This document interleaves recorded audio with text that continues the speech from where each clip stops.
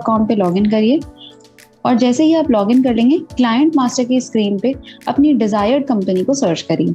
Search करने के बाद उस कंपनी के नाम के ऊपर क्लिक करिए और आप GSTIN डैशबोर्ड के ऊपर नेविगेट हो जाएंगे। यहाँ पे जो सबसे पहला सेक्शन है रिटर्न समरी का, उसमें पहली रो जो है वो GST-R1 और IFF का मंथली रिटर्न वाइज आपको डेटा दिखाती है। जहाँ पे आपको फाइल दिख रहा है उसका मतलब ये है कि यूजर ने इसके लिए GST-R1 रिटर्न फाइल करी थी और वो फाइल हो चुकी है। जहाँ पे IFF फाइल दिख रहा है वो महीने हैं जिसमें यूजर ने IFF रिटर्न फाइल करी है। जहाँ पे डैश दिख रहा है वो महीने हैं जिनके लिए इस टैक्स पेयर ने कोई भी रिटर्न मतलब कि IFF रिटर्न जो है वो फाइल नहीं की, एप्लीकेबल थी पर उसने फाइल नहीं करी। जहाँ पे प्रिपेयर दिख रहा है वो महीने हैं जो स्टार्ट हो चुके हैं, कैलेंडर मंथ स्टार्ट हो चुका है पर उनकी फाइलिंग अभी तक स्टार्ट नहीं हुई है। इसके अलावा 2 स्टेटसेस और होते हैं यहाँ पे, ड्यू और ओवर ड्यू। ड्यू वो रिटर्न्स हैं जो कि अभी तक आपने फाइल नहीं करी हैं और उनकी लास्ट फाइलिंग ड्यू डेट भी नहीं लिखी है। ओवर ड्यू वो रिटर्न्स हैं जिनकी रिटर्न की लास्ट फाइलिंग ड्यू डेट निकल चुकी है और आपने उनकी फाइलिंग भी नहीं करी है। स्टेटस के ऊपर क्लिक करते ही आप उस पर्टिकुलर रिटर्न के अंदर नेविगेट हो जाएंगे और आप उसका हिस्टोरिकल डेटा देख पाएंगे अगर वो रिटर्न फाइल्ड है तो, या पोर्टल पे उसमें कोई डेटा अवेलेबल है तो। जैसे कि अगर हम यहाँ पे IFF फाइल के अंदर जाएं तो यहाँ पे डेटा एज पर पोर्टल के अंदर हमें दिख रहा है कि एक डॉक्यूमेंट है जो कि B2B के अंदर है और आप उसकी डिटेल्स देखना चाहें तो उसके ऊपर क्लिक करिए और यहाँ पे आप डिटेल्स देख सकते हैं। अगर आपको कोई पर्टिकुलर महीने की डिटेल देखनी है तो यहाँ पे ही नेविगेट करते हुए आप डेटा को देख सकते हैं और रिव्यू कर सकते हैं। अगर आपको किसी GST-R1 में जाना है तो उसके लिए भी आप यहीं से ही नेविगेट करते हुए उस पर्टिकुलर महीने की रिटर्न के अंदर जा सकते हैं, जहां पे कि आप डेटा को रिव्यू कर सकते हैं या ऐड कर सकते हैं। अब जो सबसे पहला स्टेप होता है वो होता है कि आप बुक्स के डेटा को इंपोर्ट करें और IFF की रिटर्न फाइलिंग स्टार्ट करें। बुक्स के डेटा को इंपोर्ट करने के लिए डेटा एज पर बुक्स के टैब के अंदर जाएंगे और यहाँ पे लेफ्ट साइड में हमें एक सेक्शन दिखेगा इंपोर्ट बुक्स डेटा का। जैसे ही आप इसके ऊपर क्लिक करेंगे यहाँ पे आपके पास ऑप्शन होगा, या तो आप ड्रैग ड्रॉप कर लीजिए अपनी फाइल को या फिर सिलेक्ट कर लीजिए ब्राउज करके।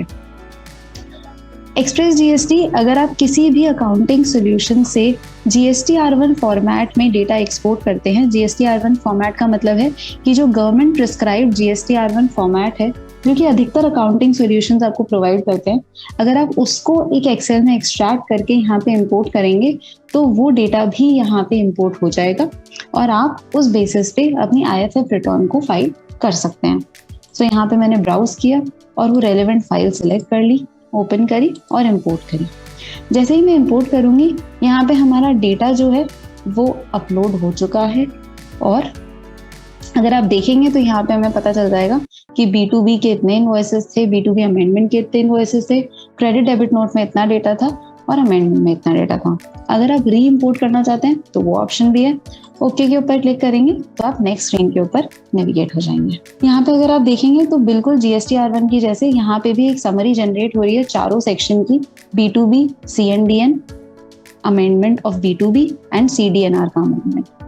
वही 4 स्टेटसेस यहाँ पे भी एप्लीकेबल हैं जो GST-R1 में एप्लीकेबल थे।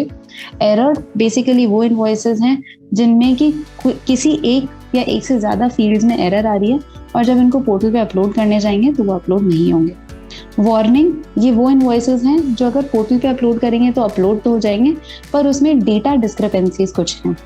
इसके अलावा रेडी फॉर अपलोड एक स्टेटस होता है, ये वो इनवॉइसेस हैं जो कि रेडी हैं अपलोड करने के लिए, पोर्टल पे आप इनको अपलोड करेंगे तो डेटा सही से अपलोड हो जाएगा। और लास्ट स्टेटस जो कि यहाँ पे नहीं दिख रहा है वो है रेडी, वो है अपलोडेड ऑन पोर्टल का, वो इनवॉइसेस जो आपने बुक से इंपोर्ट करे पर वो पोर्टल पे ऑलरेडी अवेलेबल है। यहाँ पे आपने अपनी समरी देख ली। अगर आपको डेटा को रिव्यू करना है या ऐड अपडेट करना है तो उसके लिए B2B के अंदर जाइए या जिस भी सेक्शन को आपको सिलेक्ट करना है उसके अंदर जाइए और डेटा रिव्यू कर लीजिए।